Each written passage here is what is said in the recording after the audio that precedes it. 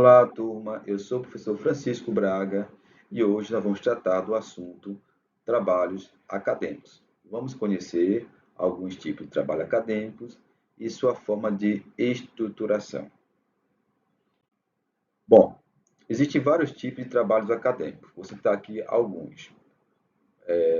Artigos científicos, relatórios científicos, resenhas, monografia, dissertação, tese, paper. Existem vários trabalhos acadêmicos. Hoje, nós vamos nos deleitar, principalmente na monografia, dissertação e tese. De forma geral, os trabalhos acadêmicos ele têm uma mesma estruturação. Então, ao nós estudarmos um tipo de estrutura para um trabalho, os outros vão ter praticamente a mesma estruturação. Então, os trabalhos acadêmicos, classificados como monografia, é um trabalho que descreve um estudo minucioso sobre um tema relativamente restrito.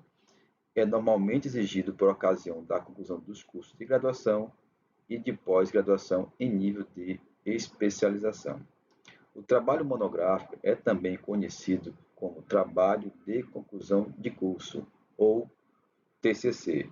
Esses trabalhos não se exigem nem a originalidade e nem a uma profundidade dos trabalhos de nível de estrito sensu ou lato sensu, okay? Que no caso mestrado e doutorado.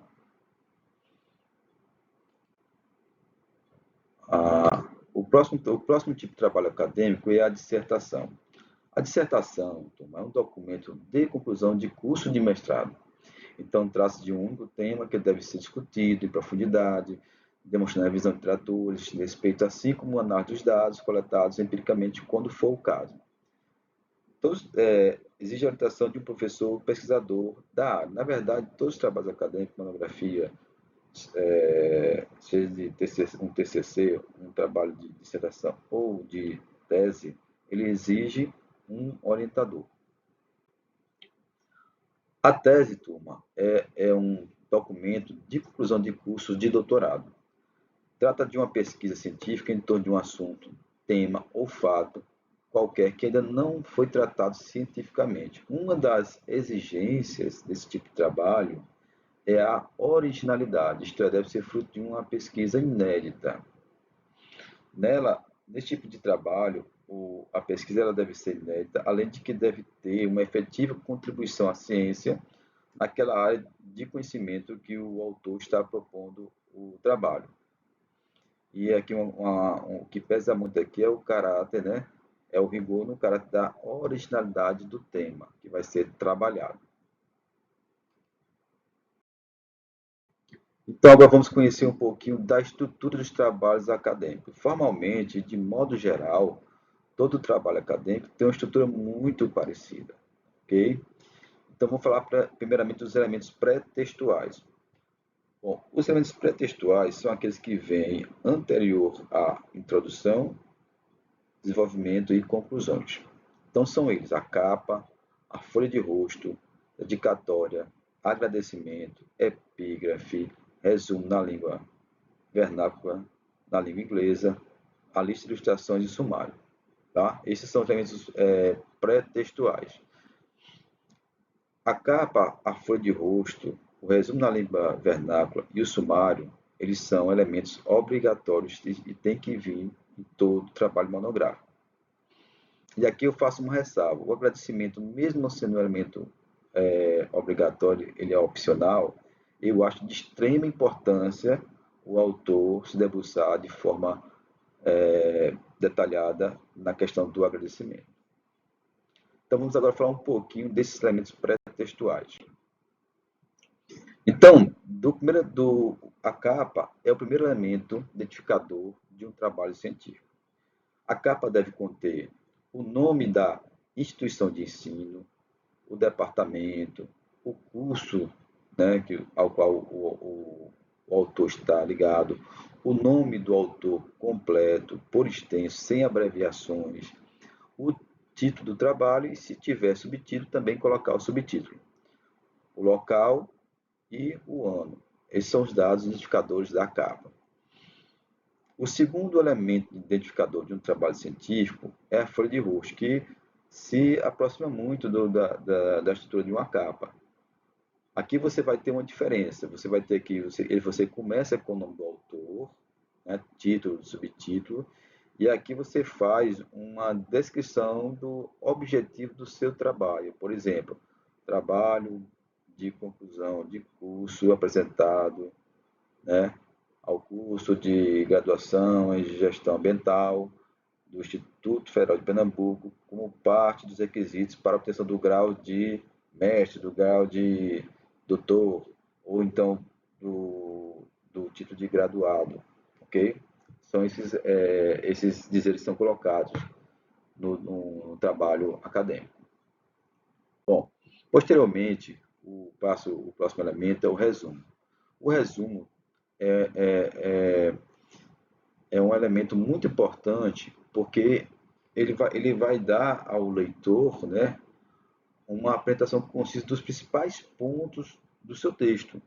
É onde você vai dar a sua primeira impressão para o leitor. O leitor, ele vai, ao abrir seu trabalho, ele vai primeiramente ler o resumo, para entender do que se trata o trabalho. E nesse resumo, você tem que ter uma motivação, você tem que trazer no resumo um pouco do objetivo, um pouco dos aspectos metodológicos, dos resultados, discussões e também das considerações finais. Trazer todos os elementos de forma simples, objetiva e clara. Ao final, esse resumo ele é um texto corrido, sem parágrafo, tá? Um texto corrido e geralmente ele tem um máximo de 500 palavras. É claro que quando você vai submeter algumas revistas, esse quantitativo ele pode ser menor, né? Após o resumo, ele tem que vir as palavras-chave ou descritores, né? Dos termos mais importantes para fazer a chamada do seu trabalho em um site de busca. Depois do resumo, você tem o abstract, que é o resumo na versão inglesa, tá? Segue os mesmos padrões, só que agora você vai colocar todo o seu texto em inglês, aqui ó, abstract e aqui keywords, né? E aí você coloca também os seus escritores. Posterior ao resumo e o abstract, você tem agora o sumário. O sumário ele contém a relação dos diversos itens e subitens do trabalho. Você vê aqui a introdução, referencial teórico, metodologia, e aqui você vai colocar todos os itens e subitens. E lembrando que no sumário, a página que está no sumário dedicativo de introdução, quando você for dentro do trabalho do script, ela tem que ser correspondida, tá? Você não pode ter divergência de numeração de página do sumário para dentro do texto, ok? Deve-se utilizar a mesma hierarquia que você utilizou aqui para dentro do texto. Bom, depois desses elementos pré-textuais, nós temos os elementos textuais, a introdução, o desenvolvimento, a conclusão ou considerações finais. Aqui o que acontece? Você saiu contando, para cada um daqueles elementos pré-textuais, você coloca ele em uma folha à parte e sai contando. Só que a numeração de página ela só vai aparecer na introdução, na segunda parte da introdução. Tá? Ficar ligado nisso. Se você contou todos aqueles elementos, deu 10 elementos, 10 páginas, a introdução foi a 11ª página, você vai numerar da parte da 12ª página. Essa parte de formatação, turma, a gente não vai se preocupar agora. Vamos nos preocupar na estruturação. Na aula seguinte, nós vamos falar um pouquinho sobre essas normatizações, né? E também sobre o que é um trabalho, o que é um artigo científico. E os elementos pós-textuais, você tem referências, os apêndices, que é opcional, e os anexos. Também existem os glossários, só que não é muito utilizado. Vamos então falar do elemento textual, a introdução. Bom, a introdução é a parte inicial do texto, onde devem constar a delimitação do assunto tratado, os objetivos da pesquisa e os outros elementos necessários para situar o tema do trabalho. A introdução ela precisa ser bem elaborada para prender o leitor quanto ao assunto a ser abordado, seja um leitor leigo ou não no assunto. Assim, de acordo com a norma 6022 de 2003, a introdução ela deve constar a delimitação do assunto e finalizar com os objetivos da pesquisa, ou seja, o último parágrafo você traz o objetivo da pesquisa. Então, o tema então a introdução ela deve trazer o tema, a sua delimitação, o problema da pesquisa, os objetivos gerais e específicos, a justificativa e a apresentação do restante do trabalho. Bom, fechou a introdução, que ela pode ter geralmente uma, duas ou três páginas, ou tem introdução que tem até 5 páginas, você vem para o desenvolvimento. O desenvolvimento, turma, é a parte principal do trabalho, porque é onde o autor expõe, explica e demonstra todo o assunto que foi abordado. Ou seja, o autor ele vai fazer uma exposição do assunto baseado na bibliografia escolhida, vai expor e vai o percurso metodológico que ele fez, vai discutir as teorias e vai demonstrar os resultados e discutir com os outros autores que foram pesquisados. Então, o desenvolvimento é a parte do texto que contém a exposição ordenada e pormenorizada do assunto. Esse tópico ele é dividido em seções e subseções, que variam em função da abordagem, do tema e do método, ok? Então, você pode ter várias seções, ok? Você pode ter a seção referencial teórico, você pode ter a seção metodologia, a seção resultados, discussões, tá? São seções que e elas podem se subdividir ainda mais. Então, aqui um exemplo dessas subdivisões.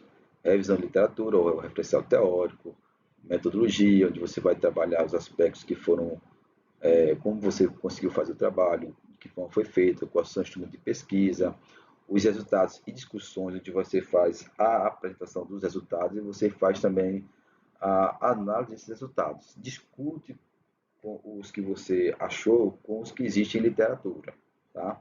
Aí vejam, alguns trabalhos, alguns autores trazem essa seção separada, trazem resultados, depois trazem uma outra seção chamada de discussão.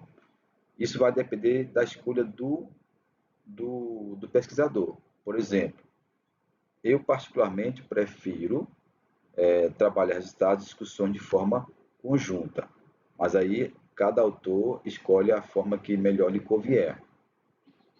Não tem uma fórmula correta, né? As duas formas são aceitáveis.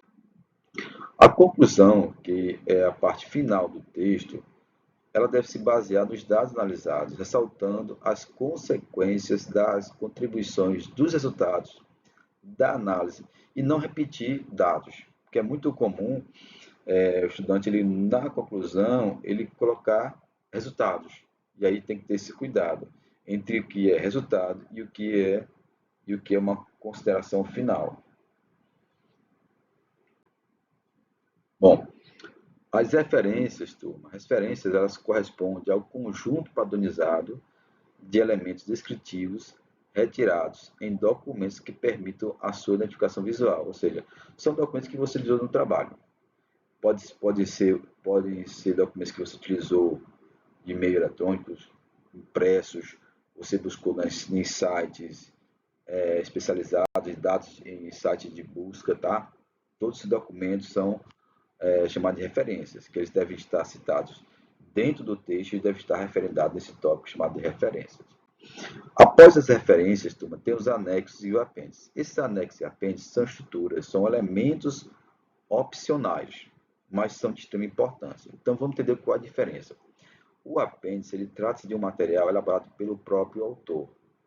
Por exemplo, se você vai fazer um trabalho que você tem que fazer um questionário e você elaborou esse questionário, aí você pode colocá-lo ele como um apêndice, porque foi um trabalho seu.